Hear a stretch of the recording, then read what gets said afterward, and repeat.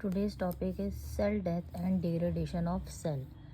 Cell death occur by 3 process. आपके जो cell की डेथ होती है वो 3 प्रोसेस के थ्रू होती है: autophagy, apoptosis and necrosis.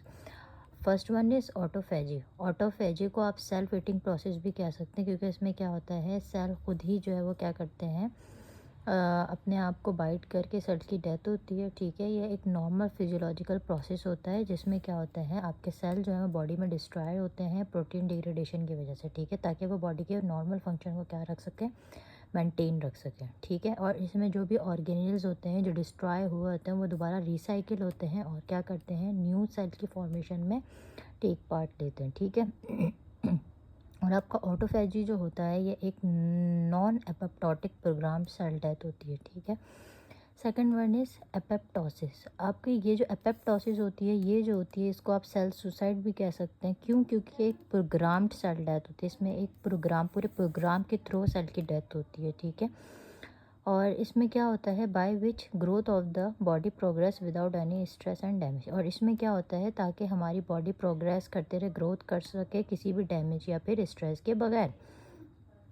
Apoptosis शुरू कैसे होती है, जब आपकी कैस्पेसिस की एक्टिवेशन होती है तो आपकी क्या होती है, एपोप्टोसिस शुरू हो जाती है. नॉर्मल देख लेते हैं क्या प्रोसेस है. नॉर्मल होता क्या है, बेसिकली जब आपका सर्वाइवल रेट आना बंद हो जाता है सेल का, तो सेल क्या करता है, अपने साइज़ को श्रिंक कर लेता है. ठीक है, और जो भी इसके अंदर ऑर्गेनेल्स होते हैं और जो भी इन्फ्लेमेटरी साइटोकाइंस होते हैं, ठीक है, वो सब पैक्ड हो जाते हैं एक छोटे छोटे वैक्यूल्स के अंदर. ठीक है, और फिर सेल जो है वो क्या हो जाती है, डेथ हो जाती है. लेकिन जो भी आपके इन्फ्लेमेटरी सब्सटेंसेस होते हैं वो पैक्ड होते हैं वैक्यूल्स के अंदर. ठीक है, इस वजह से ये एक प्रोग्राम्ड सेल डेथ कहलाती है. बेसिकली इसमें होता क्या है एपोप्टोसिस में, इसमें पढ़ लेते हैं पहले. Mitochondria release SMAC and cytochrome C. ठीक है, SMC इनएक्टिवेट कर देगा AIF को. ठीक है, और इनएक्टिवेट AIF और SMC जो है वो एक कॉम्प्लेक्स फॉर्म करेंगे जिसको एपोप्टोसोम कहते हैं. बेसिकली इसमें देख लें होगा क्या, आपके माइटोकॉन्ड्रिया से रिलीज़ होगा क्या, आपका SMAC और साइटोक्रोम C. ठीक है, SMAC क्या करेगा, आपका ये जो आपका एपोप्टोटिक इनहेबिटिंग फैक्टर था उसको क्या करेगा, इनएक्टिवेट करेगा. क्योंकि हमने पीछे पढ़ा था ये इनएक्टिवेट होगा तो ही आपके कैस्पेसिस क्या होते हैं, एक्टिवेट होते हैं. ठीक है, अब क्या बोला हुआ है, inactivate AIF and inactivate AIF and SMC form the complex con एपोप्टोसोम.